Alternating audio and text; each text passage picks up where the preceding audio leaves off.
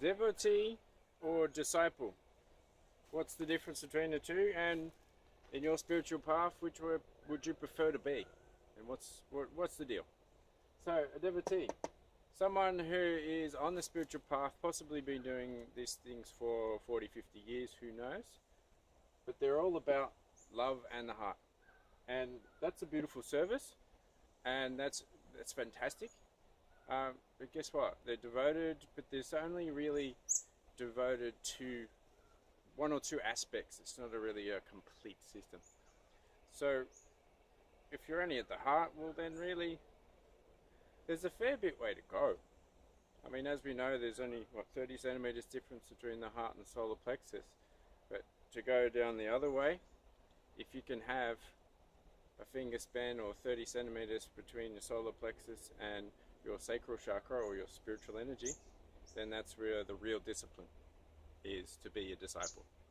So what's the difference? Well, look, to be a disciple, one has to have discipline. It's a derivative of the same word. It means the same thing, essentially. The difference is the inner work.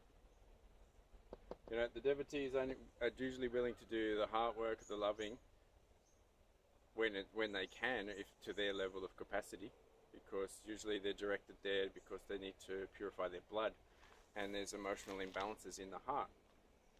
Haven't even got down to the solar plexus yet.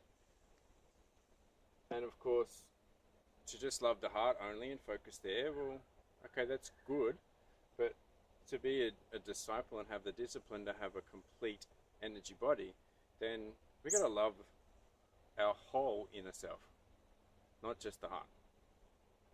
And of course,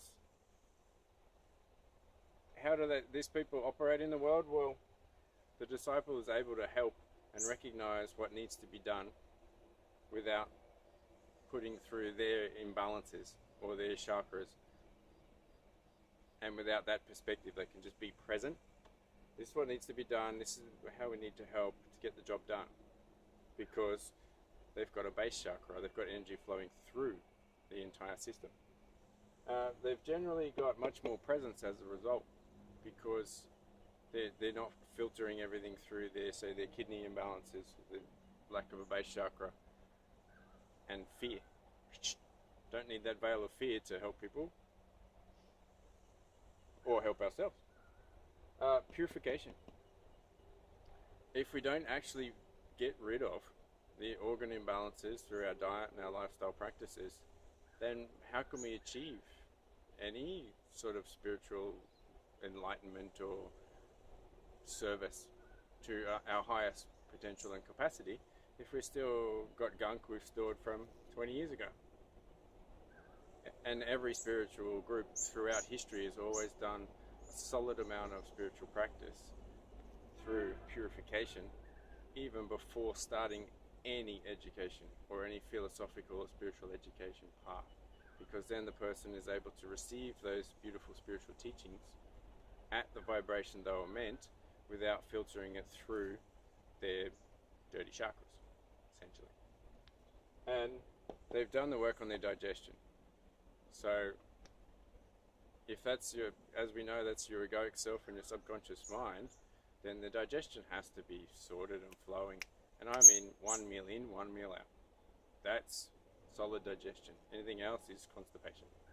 Just not quite aware of it because there's stuff stuck in the organs. And it's really a lifestyle. You know, anytime you get some time off for yourself, you're generally loving yourself. Oh, how can I improve?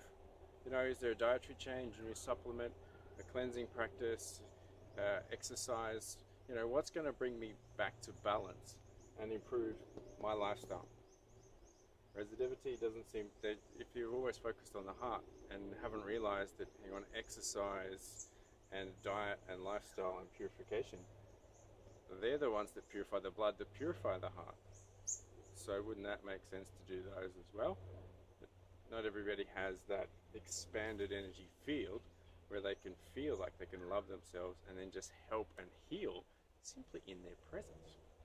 So, up to you, which would you prefer to be, a devotee or a disciple? It's up to your inner work. what you're willing to do.